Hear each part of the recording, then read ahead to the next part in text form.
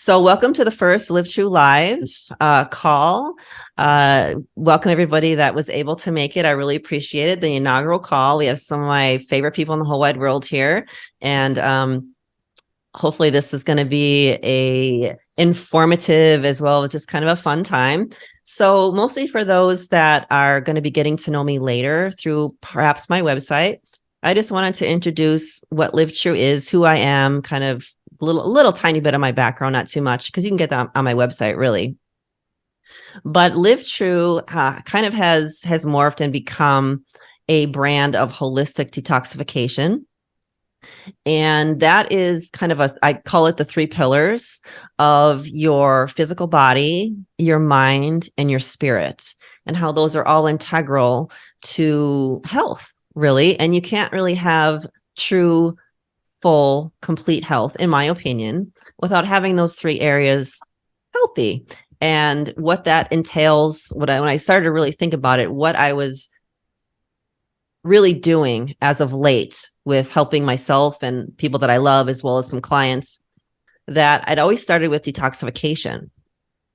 And so my brand is really around holistic detoxification at this time, because I feel like that's the way forward for all of us. And those different areas of the 3 pillars, everyone's going to come at it at a different strength, a different level, depending on where they're at in their life and what they're capable of, and also what they're willing to do as well.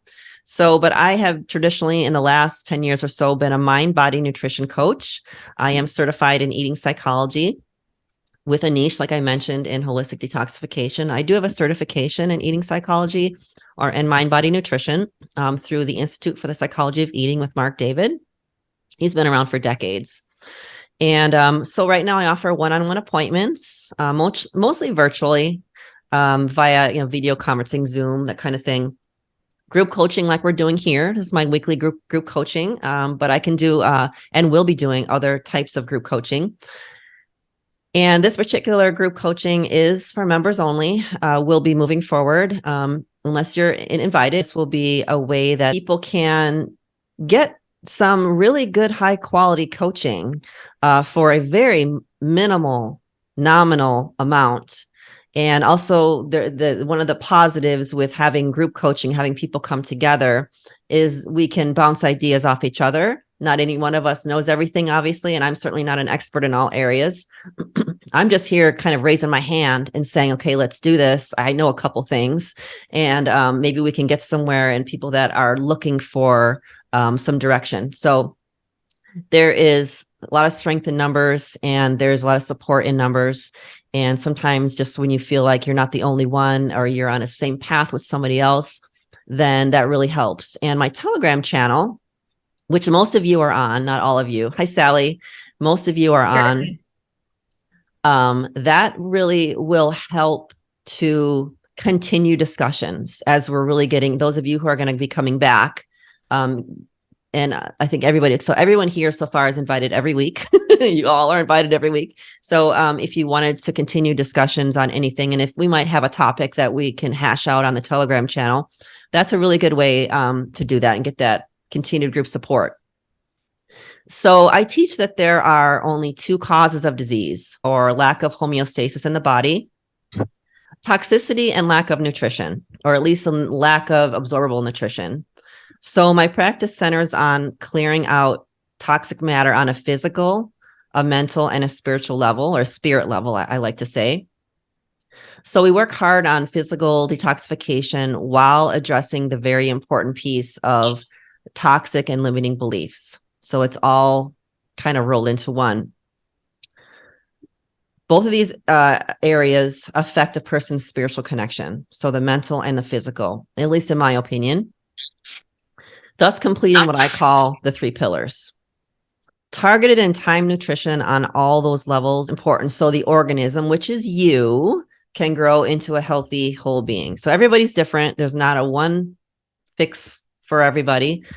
And I'm going to be teaching known principles along with muscle testing approaches, tapping into your intuition, all of those things, so that we can tap into what I would call your higher intelligence, because that's what really knows what's best. This is confused sometimes with a belief system. intelligence or linear thinking, and I don't believe that those are the same things. I will not heal you. You will heal you. I cannot fix you. You need to fix yourself. I can guide you. I can tell you what I know. I need a drink of water. I can tell you what works for me. I can tell you what I've seen work for other people, but I do not have the magic for you. You have the magic for you. And that's one of the things that we're going to help each other with too, as well as me. We all need a better understanding of that.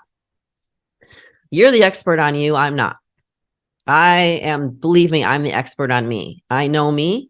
And it's a matter of when I come to new information, I take what sits with me and I discard what doesn't. And so you have to do the same thing for yourself. You are the expert on you. So I have some notes here about what I was going to talk about for the first call. And so I'm going to be going to those notes. LiveTru brand means living in integrity. So what is integrity? Does anyone know? Does anyone want to give us, what is your definition of integrity? Anyone want to take a stab? Tim, I know you have one. Sally, you have to unmute yourself. Do you know how to unmute? So to me, integrity is being kind of lined up with what I know or what my experience is and what my values are and how I'm actually behaving in the world. So that's kind of, I think that's my guidepost. And part of that is also, I would say, integrity with a higher power, like knowing that my ego is so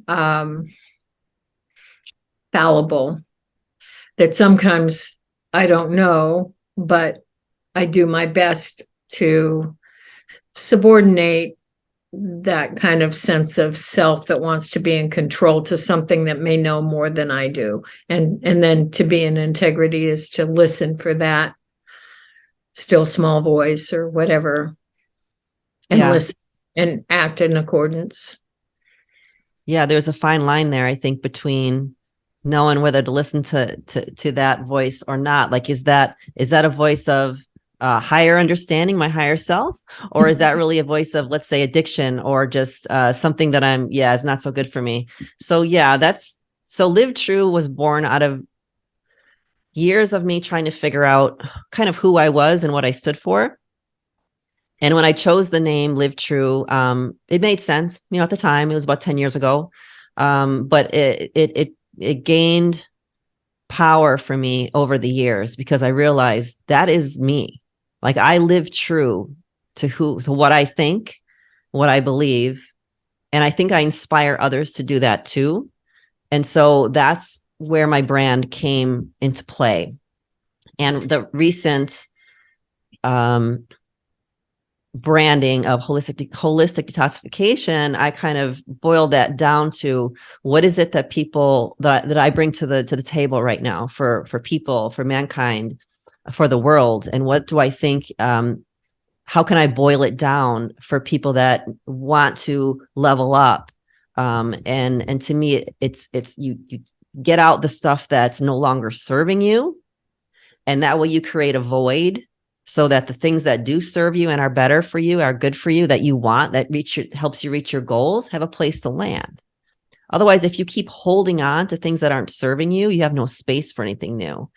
So that's how my new brand came into existence, really.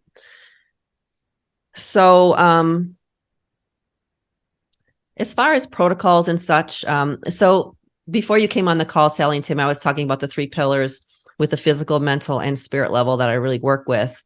And we're going to be delving into a lot of those topics all of those topics, I should say, every single week, and we'll have a different topic that we're talking about, and we may just be talking about different cleanses. We may talk about some real esoteric things sometimes. It's just some really metaphysical things sometimes. It's going to really all depend on what everyone wants and how the conversations just go. So I am open to all of those areas. So we'll just kind of go with the flow and kind of see what everyone wants. But one thing I did want to mention is talking about protocols for detoxification. There's wisdom in protocols, but there's also limitations with protocols because every body is different. Every person is different. Everybody comes to the table at a different place. Everybody's willing to do different things. Everybody has different skill sets and things at their disposal. And so some protocols could be really good for me. It's like anti-parasitic or something, and it could really harm someone else. So, but some refuse to give out basic protocols because they're saying that everyone is different and that it's dangerous to do so. I think we need to start somewhere. We need to have a basic template, whether we're working with the mind or whether we're working with the body. There are certain basic things that we just know, or at least at this point in history, this point in our intelligence that we just know. And I think that structure is a good place to start. And always with my clients, what I do is we set goals and we tweak along the way. Things are going to change. Things are going to become uncomfortable to an extent that it doesn't work. And that's where starting with a template, a tried and true template, is a very good place to start. And I think is wise. One-on-one coaching ensures that person can work within the protocol. That's one of the benefits of one-on-one coaching is you take a protocol, and then my sister is a very good example of this. Stacy has been a very informal, obviously, client of mine for probably 8 years, and it's getting increasingly, more deep. And so she has probably been my greatest example of what one-on-one coaching can do, taking a protocol and then making it so that it is designed. There's a word on it, it's not coming to me right now, that is designed for that person, that can kind of be tweaked along the way so that they can, reach their goal. And so that's where one-on-one coaching is real beneficial. Working with a template and then making it your own in whatever way that you need to make it your own. So there's always, and I'm also a big believer in the truth is always in the middle. So you take two extremes of anything, and the truth is in the middle. The truth is in the middle, but the truth for you is in the middle somewhere. My truth in the middle might be here, and your truth might be here, but it's always going to be somewhere in the middle. So, but I like to look at the extremes. Let's say extreme diets. Let's look at the extreme here. Raw fruitarian. I did that for 2 years, by the way. And then we have, carnivore, those are the two kind of extremes, right? And so where in the middle are you going to fall right now, or some certain periods in your life? So here I'm going to teach principles. I'm not going to teach rules. I don't think there are many rules in life at all, or any. I'm going to give myself a little leeway there, but I don't think really there are any. So we're going to talk about principles, demonstrate possible protocols, and we're going to experiment together and share results. So it's a matter of just continuing to learn. There's so much we don't know, but we need to proceed with what we do know. So we don't want to throw out the baby with the bathwater and say, well, I don't know anything about that. And it's too hard. We're here to support each other. And so we take baby steps when we need to. And we start with what we do know. We start with what we can do. What can you do? What are you willing to do? What are you able to do?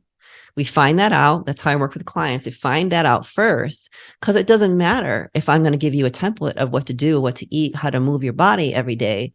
If you're not going to want to do it, or if it hurts your knees, or if you don't have access to a certain thing. So meeting the client where they're at. Where are you at right now? And where do you want to go? So let's see how we can get to that step of where you want to go. Always be flexible. I'm very flexible when I work with people. And you have to be flexible with yourself too. I have start where you are, use what you have, and do the best you can. So that's how I work with people. I am not a Julian, what's that trainer's name? Julian Michaels? Is that? She was a really hard kind of trainer. Yeah, I'm not that person. My ex-husband, who's on this call, will tell you a little bit different, maybe, right, Fred? But I can be, but yeah, usually no. I'm actually pretty flexible, and I can I very good at seeing on your perspective if you are good explaining it as well. So somebody asked me about cleanses. What is available and what is the plan I have written down? So I did have a couple YouTube videos that came out on recent cleanses that I did. And those are the Zen cleanses. And those are really unique and really powerful cleanses. But I do have on my website that I am going to be doing some targeted cleanses. And I want to know what people want, what people need. I can make all kinds of different protocols and different protocol that we can do as a group. So specifically, someone asked me about the liver cleanse.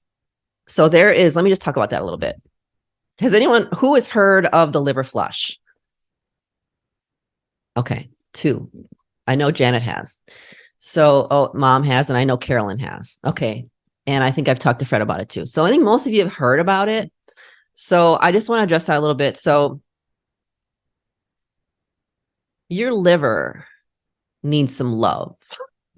Your liver is like command central in your body. It is the only organ in your body that can actually detoxify. Did you know that? It's the only organ that can actually make chemical changes to detoxify something. If your liver ain't working, there is no way you're going to be optimal in any way. So with that said, I just wrote an article how that is the most integral key cleanse you could probably do is a liver cleanse to get that liver on board, operating as it should. Your liver takes a brunt of a lot of stuff and it just keeps plugging away, but your liver could be at 10% capacity and nobody would know. You really wouldn't know that. It wouldn't really show up on anything, any test. So I can almost guarantee if you haven't done some kind of liver cleansing and maybe a liver flush, until we know a better way, the liver flush is the king, that you need some help there. So there is a tried and true liver flush that has been done for years, maybe a couple decades. I believe his name is, if I'm saying his name, I know his name, but I don't know if I'm saying it right. Andreas Mortiz, Mortitz, I think his last name is spelled. He's the one who I believe at least popularized it. But that liver flush can be harsh on the body. Now, it has been done successfully by thousands, maybe millions of people. It certainly has been done millions of times. And it's kind of like, so I have the illustration I like to give is your liver, if you look at it like a sponge, because your liver does absorb toxic material, and it tries to make those things not toxic. If you had a really dirty sponge that you were, using to wash dishes for a really long time and never really cleaned it out, like you finally got a clean stream of water and you started squeezing that thing out, how many times would it take to squeeze it to really get that thing clean? Then you could probably put a little detergent in there after a while, yada, yada. Well, your liver's kind of like that. And your liver's huge, by the way. Like it just wraps all around you. It's, it's huge. And so what a liver flush does in essence is it takes that organ, it opens up the bile duct so things can escape, and it gives it a squeeze. And then it goes back. And whatever comes out, whatever your liver is ready to give up, it will give it up. And you could do this multiple times, just like you could with that sponge, and you could get out more nasty stuff every time. That is what a liver flush does. Now, liver flush has to be prepared for. And so the classic one that's been done for many years you prepare by softening the quote stones. And they're not really hard stones, not usually anyway. And then you have to open up the bile duct. You do that with Epsom salts. Well, Epsom salts can really dehydrate you when you like, who drinks Epsom salts? Like nobody, right? Like that's just not a thing. And you don't want to do that. But that's part of the protocol. And so you drink the Epsom salts. Remind me, Stacey, is it twice or just once within the flush? It's 4 times within the flush? Oh my God. I thought it was only at night and in the morning. Holy cow. Okay. You can say I haven't done that one in a while. So it's pretty awful. And it can be harsh in that it will upset your electrolyte balance. And it's just nasty to drink. So, but people, I've done them. I probably have done at the most 5 in my life. And what you'll get out is you'll get out material in your liver that is backed up. You could get out what people refer to as gallstones. It also can be stuck in your gallbladder.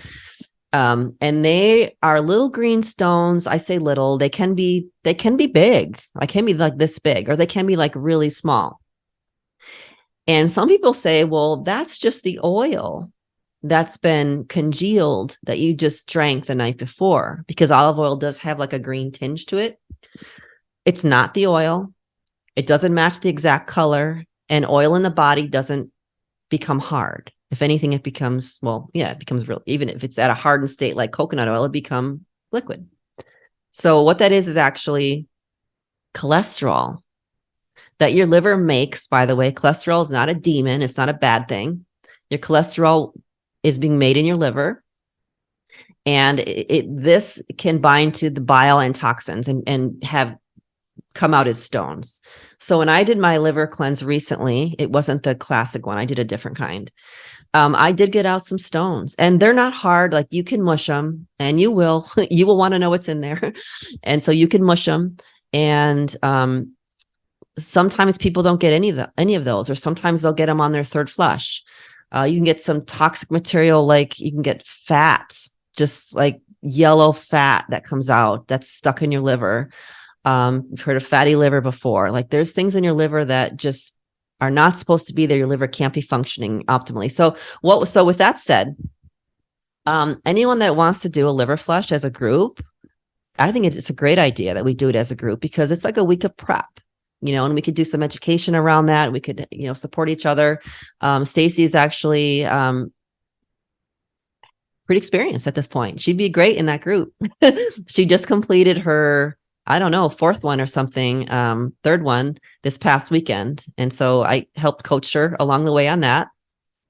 And I think you're getting better at it, Stacey. So I did the Zen cleanse one. That is, and I just tell you the difference between that one is it uses enzymes, very high-end enzymes. These enzymes are fermented for 3 years. So they're not just enzymes, they're fermented enzymes, and it's done in a whole process done in Thailand. And their process is very, very high end. And they also have these, like, I'm not going to say it right, but this cymatics. Well, I know the word cymatics, but cymatics in the room. And there's just these tones going on. There's this whole energetic field around these enzymes. It's like badass. It's like top-notch stuff. And so a lot goes into these products, and they're all organic, not certified organic, they're tested as organic. And so that will soften the stones. And it also, another thing that you take, I don't remember which packet it is, but that will open the bile duct. And so it's a different process. So you're not using the apples or apple cider vinegar or apple juice or malic acid to soften the stones using enzymes. It's actually apple enzymes. And then you're using something else to open the bile duct. So instead of the Epsom salts, and I got out stones, and I got out some nasty stuff for sure. And so that's the only 2 that I know of, and I think they're the only 2 in existence of liver flushes. Does anyone have any questions right now? I've been talking for quite a while. Does anyone have? Yeah, Sally, you have to unmute yourself. I'm probably gonna unmute everybody right now, except for Lynn, because I know she's working. Me back. Now I'm unmuted. You're unmuted. Yep. So I've done a a lot of coffee enemas. And I'm just wondering, what is the difference? Because I know that the coffee stimulates the release of bile into the liver through the gallbladder. And so I'm just wondering if I have been it's been a couple of years, not daily, but several times a week. And I'm just wondering what the difference is between a liver cleanse and a liver purge, or what did you call it? A flush. Flush. Yeah. And if it's kind of like the liver cleanse is slower, gentler, and goes on perhaps over time, and the liver flush is like one big squeeze, rather than kind of over time just continuing to clean out slowly. Okay, So good question. do you have a sense of that? I've never been asked that, and I think that's an excellent question. So let's unpack this a little bit. So I've done coffee enemas too. By the way, green coffee enemas are the optimal way to do them. So when you do a coffee enema, what you're doing, there's a portal vein from the descending colon to the liver. So you don't actually need a lot of liquid, but you need enough, but just not a whole lot. So there's a portal there, and the coffee will get up into that portal vein into the liver, and it will dilate that portal vein, right? And then things will hopefully come through. Now, will it flush the liver like the same? I don't know. I've never heard that. I don't know if it has the same effect. And also, unless you're preparing, now let's say a person prepared with the apple protocols and soften the stones, that might be a good experiment. That might be a really good experiment to do a protocol to soften stones, do a coffee enema or two in a row, maybe one in the morning, one at night, maybe, I don't know, just throwing it out there, and see if you get any stones out. Because if you never get stones out from a green coffee or a coffee enema, I would say it can't be the same. And anytime I've done a coffee enema, I haven't gotten out stuff that I've gotten out from a liver flush. Now, I also haven't gathered it. Now, okay, this might be gross to some people, but okay, first of all, I'm a health coach. I talk poop, I talk vomit, I talk sex, we talk everything, any bodily fluid that you have, any process you have. Okay, so let's just get that out of the way. People that do these cleanses have a colander sometimes in their toilet bowl, and they collect because they want to know. Okay, so us weird people do that. So, but I've never done that with a coffee enema, is what I was going to say. So I don't know exactly, but I would think I would see stones. Stacy, you got a comment? Well, I mean, is this going to be the same thing that after my cleanse this weekend, I was getting a lot of stuff out and it was just going on all day long, but it was less and less and less. But as soon as I did the coffee enema, I did have the colander. So I did the coffee enema in the evening after I did the fat bomb flush. And because I wasn't getting any more during the day, I'm like, okay, I'm ready to do the enema now and let's get this done. And so when I did the enema is when I got a lot, like the most I had gotten all day long out. So the enema did do something to finish the process. There was a lot more in there, whether it actually dilated my liver, maybe. But there is no way I could have had all of that inside my colon because I was going all day long. So it must have dilated my liver to the point where I got a whole bunch more out. So, I mean, maybe it's possible that an enema would do enough. Maybe it's possible. Now, I could try it. I don't care. Well, I've done a lot of coffee enemas, but so I'm glad you mentioned that, because the Zen Cleanse group, and there's a whole Telegram channel for that too. Some people will do a coffee enema at the end of that, and they say the same thing, that they feel like they've gotten more matter out, and it's a good way to end it. You might as well, right? Your bile ducts are already open, and maybe the coffee will, move things more, open it more, whatever. And so, and I think I actually, did I do that? I don't remember if I did that on the Zen cleanse or not. The Zen cleanse, did I? Okay, I did. Okay. I didn't think it was very productive for me. So yeah. Now, will it alone do the same? Because you can't really compare. You did prep. You did malic acid prep and all of that. So yeah, I think as long as you got those bile ducts open, as long as you've done that work with the Epsom salts, especially, and that's how I felt with the Zen cleanse. I'm going to spend this money on this flush, the enzymes, and I actually did. And I'm not going to. I hesitate to say this because I think you can only do this if you know what you're doing, and also maybe not the first time. Is I did 2 flushes. So people are doing 3 flushes. So as long as they go through the whole process with the enzymes, they do the flush. The actual flush is the oil and the citrus mixture. And the next day they'll do another flush. They'll do another oil mixture. I couldn't bear to do it at noon. I was like, there is no way I'm drinking a half cup of olive oil right now. I just couldn't do it. So I did it the next night. I was like, okay, I can handle it, at the next night, because I'm going to take advantage of my bile ducts being open and my liver and everything. So I did get more material out, and so you can do that. You can double up, triple up. So I think I did the coffee somewhere in there, maybe in the middle. I don't remember. Yeah. So we can we can play with all that, and you can definitely tweak the process. And that's what people are doing. It's like, let's just experiment, so that's a good question. All of those are good questions that I don't have solid answers for, and don't know anyone that does. But I think Sally, though, to answer your question, I think you're in a much better position than someone who has never done coffee enemas as far as their liver health. Yeah. And me too, because I've done plenty of them, and I didn't get a lot out, but yeah. So I pay a lot of attention to my level of inflammation, and the main way I do it is just are my rings loose? Is it easy for me to close? If I wake up in the morning, it's like, if I have inflammation, then even though I don't have any pain, I can tell that it's harder to close my fists. Yeah. And maybe more headaches or whatever. And then I've also had my inflammation tested.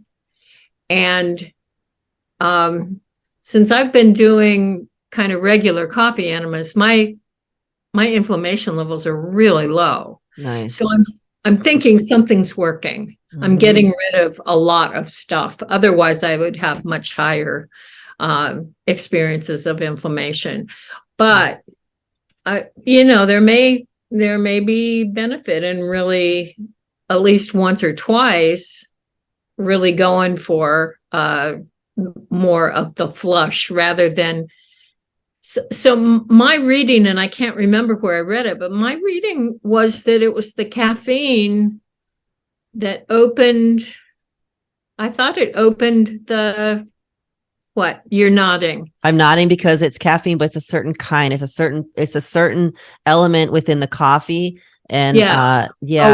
It's the green coffee that's actually nobody talks about this. And I didn't know this for a long time myself. It's the green coffee that has the higher levels of that. You're actually getting the nutritive, if I can say that. I'm not really sure if that's right, but the nutritive value of getting that into your liver. And you certainly just don't want to buy a black coffee off the shelf. That's not what you use, guys. If anything, you use like a very light roast, golden, or I think they call it, a coffee that you buy for enemas, or at least a light roast off the shelf, at least in organic, at least, Yeah. So, but yeah. So anyone that's listening to this, go ahead. Well, I just wanted to clarify. So the prep with the malic acid, is that the same? Are we talking about the same opening? No. So the malic with the green coffee or with the substances? Okay. Yeah. Malic acid is what is the component in apples. It's probably, I think it's in the skins that will soften the stones. And so some people just don't want to do all the apples, and they'll just do the malic acid. If anyone wants to speak that has had those experiences with the different types of ways that you can soften stones, you can go ahead. I've only used the apple juice and apples. I haven't used anything else. Go ahead, Stacey. I didn't want to put you on the spot. Oh, it's okay. I did in January, I did the apple juice plus eating apples for 5 days, and I felt terrible. It was too much sugar for my body. So I was bloated. I mean, I couldn't function. Way too much sugar. So Terry and I figured out that I have a candida issue. So in February, now this last one I just did, so last week, I couldn't do the apple juice and apples. So I bought actual malic acid granules because I didn't want to take so many capsules during the day, because you'd have to take like 12 capsules. Plus I take all these other supplements. So I decided to just do it like I do it with the Epsom salts and buy the granules. And I added the malic acid I started at a half a teaspoon. It is so sour. And added that to my supplement water. And excuse me. And so I did that for five days. Actually on this, 5 days. And so you can buy the malic acid granules. I got up to a teaspoon of that, added it to a very, very sweet citrus or berry flavored vitamin C, and it still knocked out that sweet. So it's very, very sour and tart. But if you don't want to do the granules, you can just take the malic acid, pills. You have to take 12 during the day. And that was a much better option because the apples and the apple juice, it's so much. And it's a lot of calories, a lot of sugar. You could always maybe do a half and half of the malic acid and drink half the juice too. So that's what I was reading. Some people did it that way. And it worked just fine for me. I just had to chug that stuff down, and I'm already chugging down Epsom salts, so I just go for it. Whatever, I can handle it. So Epsom salts in the water is terrible, but I don't want to take all the capsules. So, but yeah. Also, apple cider vinegar. Did you try that at some point? I think I did that at some point too. Instead of apple juice, you can do apple cider vinegar. I don't know if you can do totally just apple cider vinegar, but I think at least you can do some of it.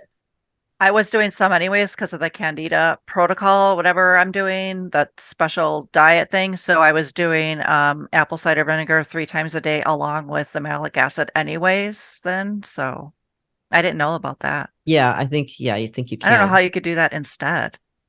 Yeah, huh. I don't either. I know people have talked about it.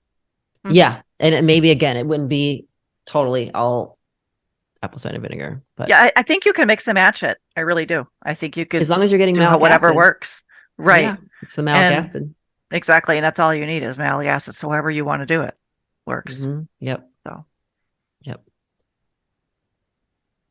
So before I move on to something else I can just bring up, does anyone else have any questions that they want to comment? Anything they want to comment on? Or I'll just keep the conversation moving.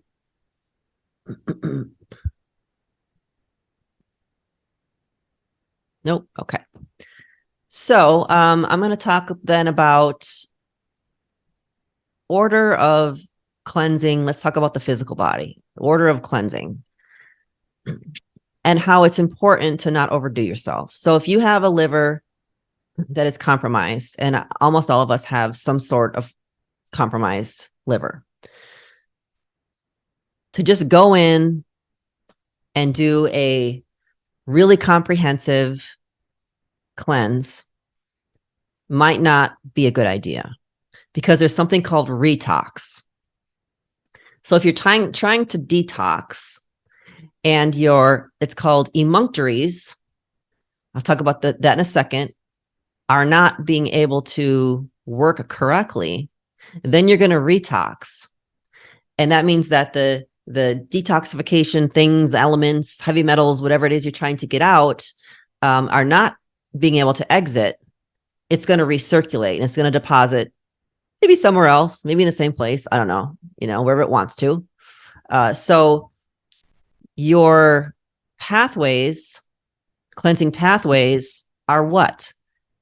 Is your colon. We've been talking about that. Kidneys, lungs, skin.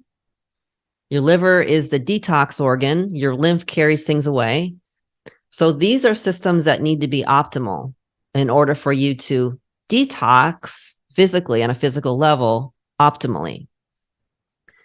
If those systems are not working optimally, let's say you have one that's not working so optimally, and you know this, maybe you have a kidney issue, maybe you just know your liver is not the greatest, then you'd want to start there. But first and foremost, what I generally tell people as of late, since the research that I've done, is that you want to start with your gut, because it's probably, well, it's your first defense. So you have your mouth all the way down to the end, your anus, right? All that is a tube, and that's just one big tube, and that's actually not part of your body. Did you know that?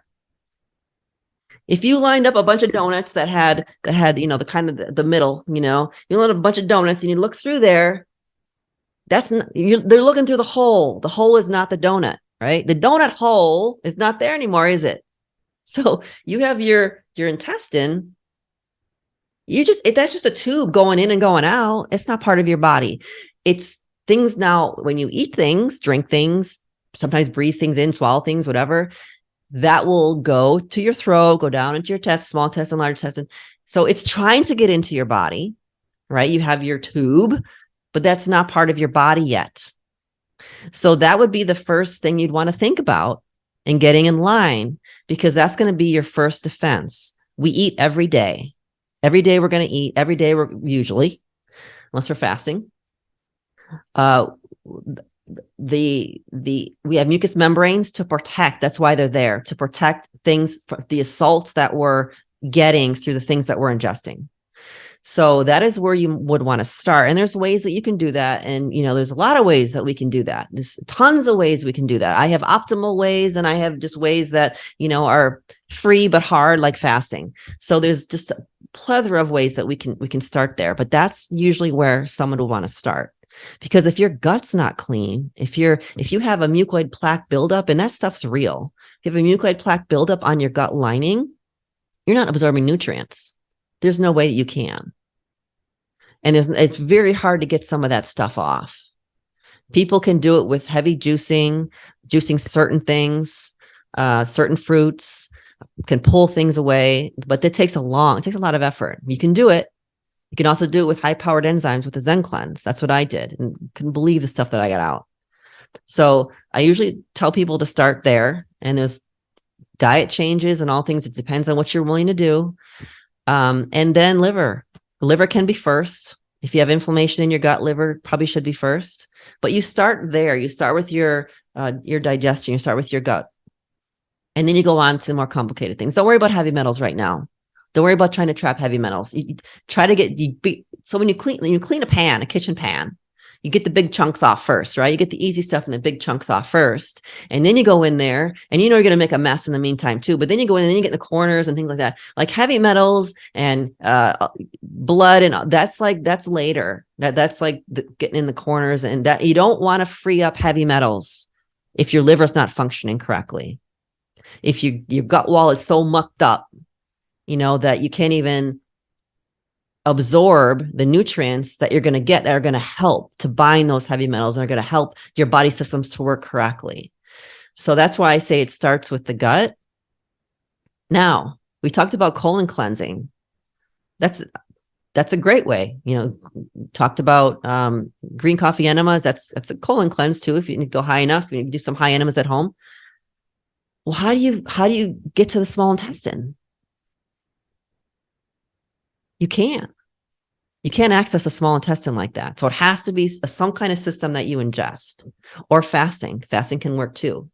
So those different protocols, like we can talk about, and we can do some of these things as a group, but there's feasible ways that we can work with any budget and any kind of lifestyle, really. But the more you do, well, you have to be careful, like I said, but the more you do, the more effort you put into it, the more you're going to get out of it. And that's just That's just truth. Cross my legs here. Does anyone have any comments or questions on that? Okay, let's talk about water. Let's bring up another topic. So water is really important to get right. Clean water has been debated. What is healthy, clean water? So I'll give you my little spiel since I've got the floor. So if you're buying water okay, so I'm a water Hitler, okay? I'm just going to tell you that right now. Like I'm a water Nazi, really is what it is. So I know a lot about this subject and I have an affinity to water. I don't know what it is about me. Maybe I was a mermaid in another life. I don't know. But you got to get water right.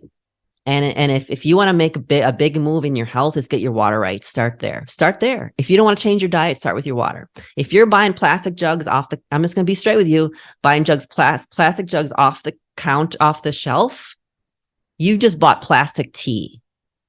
Because water it absorbs. What's the word? It'll come to me. It's a word. I can't, it's not emulsifier. Oh my gosh. If somebody knows it, just sing it out. What?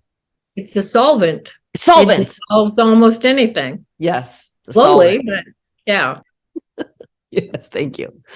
So it's a solvent. So you know what happens when you put a tea bag in a glass of water? It doesn't even have to be hot water. It could be cold water over time. You're going to have tea, right? Because water is going to absorb what's in the tea. Well, the same with plastic. So I'm against plastic. Maybe plastic in short amounts of time. You just take it for the day, whatever. I still don't do that, but okay. So water it's hard to get clean water nowadays. You can't even trust a lot of the companies. So I have two sources that I think are optimal. One is distilled water. Now, this is a hot topic. This is a topic that's highly debated, and I've looked at it for years. Now, what they used to say, and why I was against distilled water for a long time, what they used to say is a lie. And I believed it, and a lot of us believed it. They told us, they being the people that quote supposedly did the research and that they are the ones that are that they know. They told us that distilled water will be a solvent, act as a solvent, and will pick up things because, okay, first of all, distilled water is just H2O. At least that's our understanding of it right now. It's lifeless. It sure is. It's lifeless. It has no structure to it. It's lifeless. So it's going to pick up things along the way. And as people in the health space, coaches and practitioners, they used to put people on distilled water for a period of time as a cleanse because the understanding was that it was going to pick up bad things along the way. And yes, it does actually. But they also said that it would also pick up the good things. That's not true. It doesn't do that. So when I found out about that and I believed what I now knew, I'm like, well, wait a minute. So we could just get distilled water and be on a cleanse every day, which we all need anyway. And we could add in necessary things, structure it too. We could do things to it. And that would be the best ever, in my opinion. And so that is the best ever, in my opinion, very closely followed by spring water. But let's just talk about distilled water a little bit more. So distilled water is not going to have the same feel. It's not going to have the same. It doesn't have minerals in it. You're taking out the minerals. But when you distill it, you're taking out the arsenic, you're taking out the lead. I think you're taking out the radiation. So reverse osmosis can't do that. No kind of water filters can take out any of that. You're taking out fluoride, bleach, chlorine, though that will evaporate in time anyway. So if you have tap water and it's been sitting around, it'll evaporate. But you don't want to drink tap water, trust me. So optimally, a distiller will cost you the cheapest $100, maybe even a little less. I wouldn't, if you can spend more, I would spend a little bit more. I just bought one between 100 and 200, somewhere in there. And they'll last you for a really long time. And there you have it. And yes, you have to plug it in, and it's not good for emergencies if you don't have an electricity, for sure. I actually have an emergency distiller that will work on a fire, but there is your water. And then you add in your minerals. Fulvic minerals are the best if you get them from a clean source. I have a couple clean sources that I use. And get your magnesium, get your liquid minerals in there. Shake it up, shake up your container. Might structure it a little bit, maybe not. It's debatable. They also have structuring devices, and I just ordered one. I just got my first one. It's a wand that you stir, and so I'll say a little bit about this. So the structuring devices. Okay, so first of all, does anyone know about structured water here? Okay, Sally does, and a couple of you aren't on camera. So okay, perfect.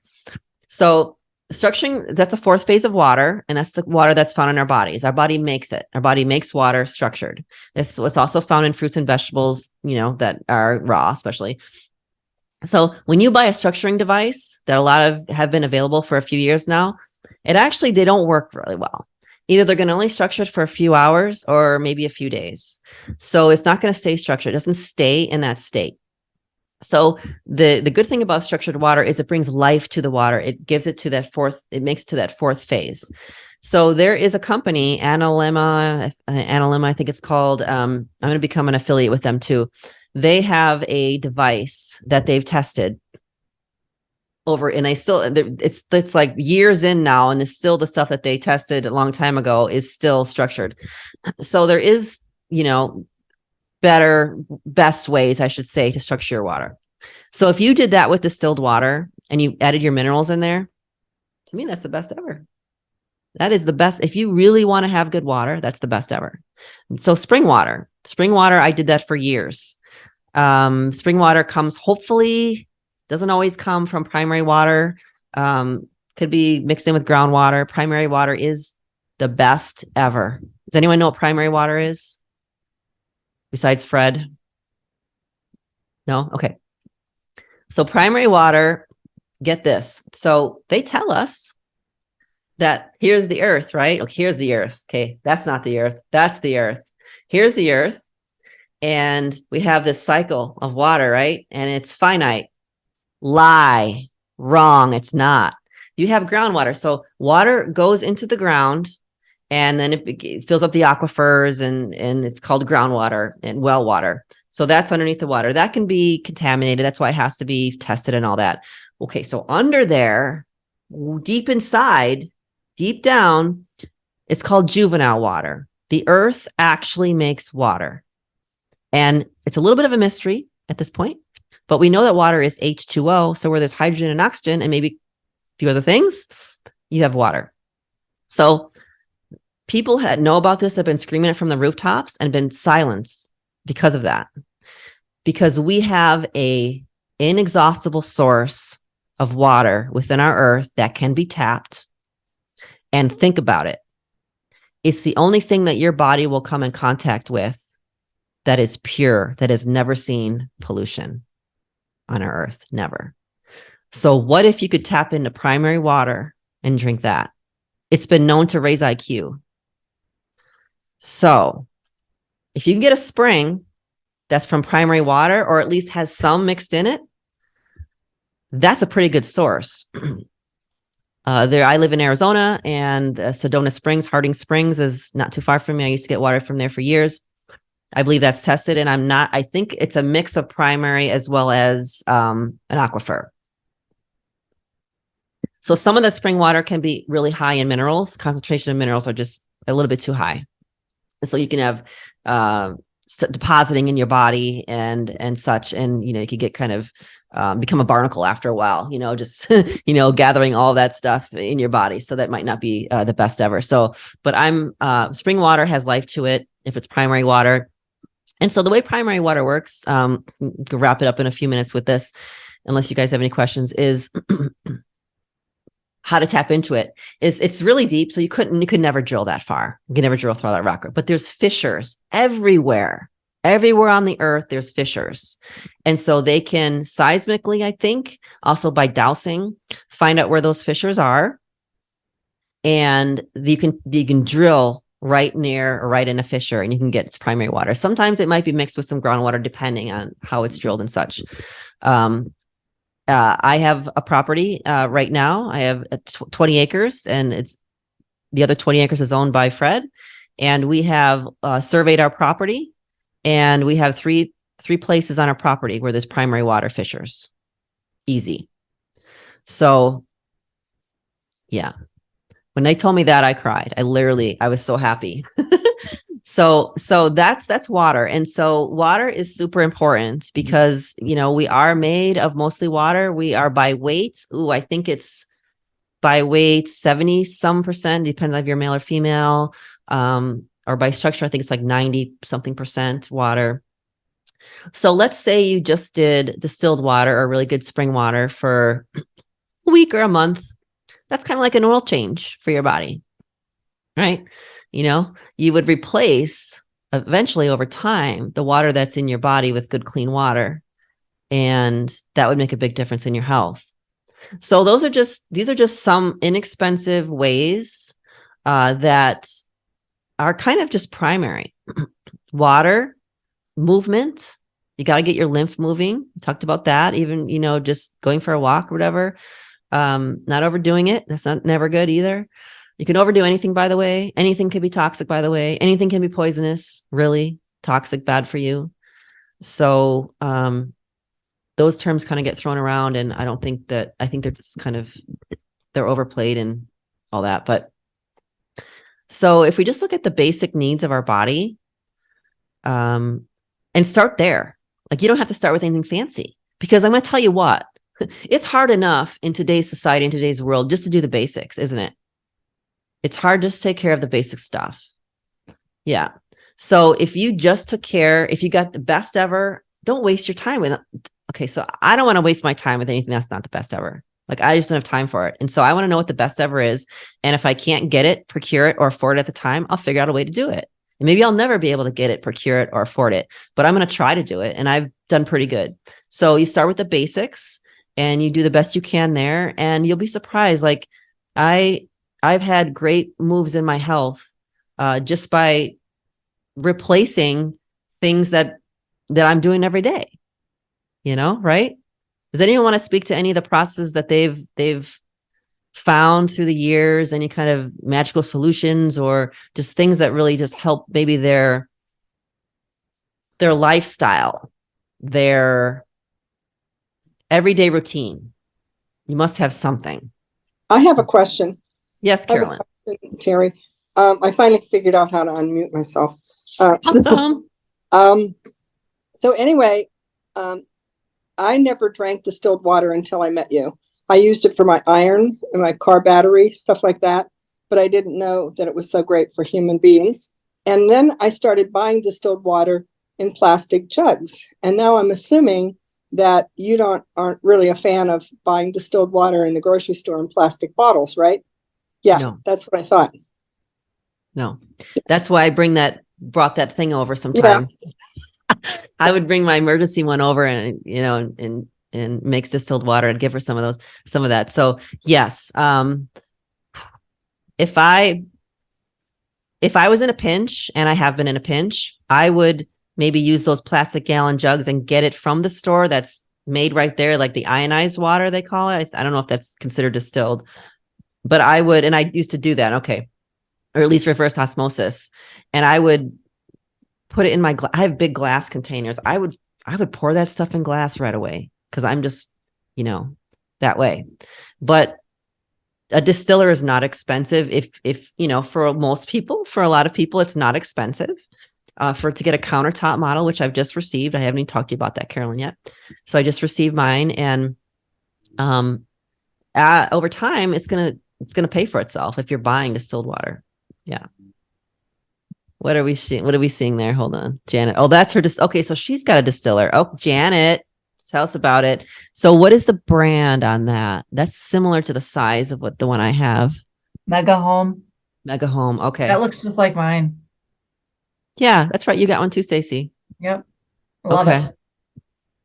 Yeah, that's right. So I got Janet. I did know that about you, that you had a distiller. You want to talk about it? How long you been doing it at all? Okay, I am unmuted. I got it on Amazon. I think it was about $2.89. Okay. Mhm. Oh, and we love it. Mhm. So it's just tap water, runs for 5 hours, and between each pitcher of water it makes, we just clean out the distiller with citric acid Okay. and fill it up with tap water again and let it go again. what kind of And stuff are you getting? what's that? What kind of stuff is on the bottom? Do you get like, do you guys see all kinds of grit, or what are you finding all kinds of yucky stuff on the bottom? It's not terrible, I don't think. It just looks like calcium buildup. Calcium. Mhm. Yeah. And it's a thin layer, and we clean it between each pitcher. So I never run it more than once at a time. That's good to know because I've been running mine maybe twice. So with the citric acid, do you let it sit in there for a while then? Yeah, so I unplug it, I bring it over Uh-huh. to the sink, and I sprinkle a little citric acid in the bottom, let it sit for just a minute or two, and then I just rub it out with a sponge. Oh, okay. So it doesn't have to soak like vinegar. No. Oh, I okay. tried using just regular fine salt, but my husband said he didn't like the way that was working, so I wasn't working as well as the citric acid. So I've got some more ordered. Okay. But yeah, just for a minute or two, kind of softens it up. And then I use the sponge or the scratchy side of the sponge and Oh, rinse it out real good and fill it up with tap water. And the water is always clean. I love it. I put it in my coffee maker and use it for just about everything I'm cooking or drinking. yep. A tip about citric acid, since I know you're local to me, Sprouts, you can buy that in the bulk section. Oh, You okay. just scoop it, you don't have to order it. I use it as a deodorant, by the way. Everyone people that know me well know that. I have a little pouch of it in my bathroom. And what you do, here's how this happened. Okay. So such a geek. Years ago, like 10 years ago, 10 years ago, I'm like, So I found out about the skin mantle. I'm like, you have a skin mantle, right? And so people are washing that away with soap. That's why you're told not to use soap on your skin, the real soap, whatever that means. And so you have a skin mantle. The more soap you use on your skin, you're washing that off. So you're supposed to have an acid layer on your skin. It's a very fine acid layer, and that protects, it's a barrier. So then I'm like, okay, like I never was really that stinky. Okay, truth. I was never really, really stinky. Okay. But once in a while, it's like, I don't want to use antiperspirants, and deodorant, sometimes we're cutting it. So no, shut up. So I saw that, Fred. I'm not, he knows I'm telling the truth. Okay. So then I was like, well, all right. So you have bacteria underneath your arms and different places in your body, right? That your feet can get fungus and all that, different kinds of bacteria. So it must be a bacteria that grows underneath your arm. And so now I'm like, if we're washing our pits with soap, we're taking off that acid layer, that acid mantle. So I'm like, how can I replace that? And I'm like, well, I don't want to put vinegar underneath my arm. Don't want to smell like vinegar. So I'm like, what about just straight up citric acid? So I went to the store, I got a little bit, and it's a white powder, and I probably got GMO stuff, so I probably have to upgrade that. But so you just put a little water on my fingers, and make a little, it becomes like a kind of a little bit of a thick water, and then you just kind of apply that, and gosh darn it, it works. You don't stink. Even my son tried it. Now, if you sweat a lot, it'll sweat right off. It will, but I don't, like I said, I don't really sweat that much. So all it's doing is it's replacing the acid layer that's supposed to be there. And so bacteria can't grow. Problem solved. I did it wrong, I think. Okay, so you told me to do that. The citric acid I bought seemed more coarse. Maybe that's why it just caked up. It was terrible. And it burned me, by the way. Okay. Oh, wait a minute. And if you shave your underarms, do not use that on the same day as you shave your underarms. If you're a woman. I didn't. Right. But it's still, okay. Are you supposed to use like a really, really fine one, like salt? Yeah. Okay. Yeah, but so what you can do, even with I don't know what you have that's coarse, but you can put it in like a little thing of water It's got to have a cover on it so it'll evaporate, and put some of the powder in there. And then I used to do that actually. And then I would just dip my finger in that. So it's already dissolved. I did that and I got really, really hard. So I think the stuff I got was not fine enough, maybe. And it got really hard. I kept adding water. I'm like, why is this not working? And it just kept adding water and it didn't work. So I think it's too big of pieces, maybe. Well, it still should dissolve though. So I did it wrong somehow, I'm assuming. So okay. You should have shown me that last time I was over. I had no idea. I forgot about that. Yeah. But yeah, so that really works. So that's the reason why I know citric acid, you can buy it in Sprouts. Might be cheaper that way too, to clean out your thing. So, okay. Is there anything that anyone wanted me to look at for next week's gathering? Or ideas for topics? Mom? I think you're muted. I don't know. I can't see on my list, so I don't know how to unmute people that I don't. Oh, there we go. Now I see you. How come it says ask to unmute? I don't know what that means. Wait, can you hear me There now? we go. Yes, I can hear you now. Okay. Remember that spring that we used to go get the water from? How would the water be there for me to use that water? In Wisconsin? That spring water over on Janesville Road there, you and I used to go to. Yeah. So that's What likely. about that? So all the springs like that are tapped. They're tapped, and we don't know. I don't know exactly. I have to do research, and I know that's the Hygeia spring, but it's likely it might be just well water, like groundwater, or it might be some primary water, like I mentioned, or it might be a mix of the both. I don't know what Hygeia Springs exactly is, honestly. How do you find out if it's primary water? It wouldn't be called primary for one thing, because they don't recognize primary water. They might just call it spring water. But I did research on the Hygeia spring, and that actually has quite an interesting history, because I think that was tapped for the Chicago World Fair, if I remember correctly. So, but I don't really remember, Mom. You'd have to just look it up and see where it's actually coming from, and it might not be true. I don't know. Okay. I would guess that just a pure primary water source. My intuition's telling me that I'm not right, but I was just about to say that it's rare, and now my intuition is telling me it's not rare. So it must be out there. Yeah, I don't know how you'd find out exactly. We found some information on the internet, and you looked at it, gave all the specifications of it. And I remember you looking at it and saying it was pretty good. There was one thing that was a little high. Sulfur. But that was back then.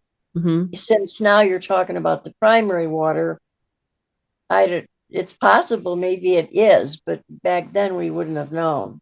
No, and unless you know the source, and even the drillers that I've contacted, to come out to my property don't even know what primary water is, and they've been doing it as a family business for 100 years. And that's like, they didn't even know what primary water was. I'm like, okay, all right. So, I don't know how to find out, but that analysis was done by the town. And so I looked at the analysis, and I could tell by tasting it that it had high sulfur, and I was right. But and that's done from time to time to make sure that the water is safe, and okay, by the way, so if you go to findaspring.com, that is a website that was made by Daniel Vitalis, who is also kind of a water connoisseur. He's a great guy, great person.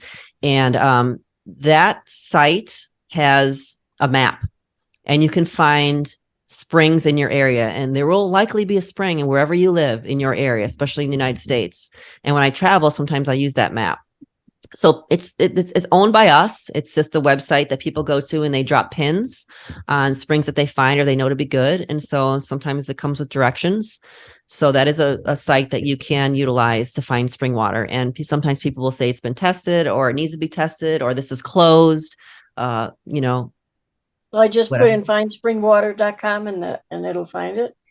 Findaspring.com. Find a spring. Okay. Yeah. And you'll see a map, and you have to, get your own area. Yeah. Yeah. Oh, okay. All right. So, okay, great. all right. What's coming up on time? If anyone has anything that they want me to talk about for next week, they think about it later, just let me know. Other than that, I will find a topic and we'll go from there. All righty. Okay. Perfect. Thanks everybody for coming. I really appreciate you supporting the first call. This will be on the website, so everybody will see your pretty faces. Yay. Very Thank you. All right. Okay. Gary. Good Good night, night. guys. Bye. Bye.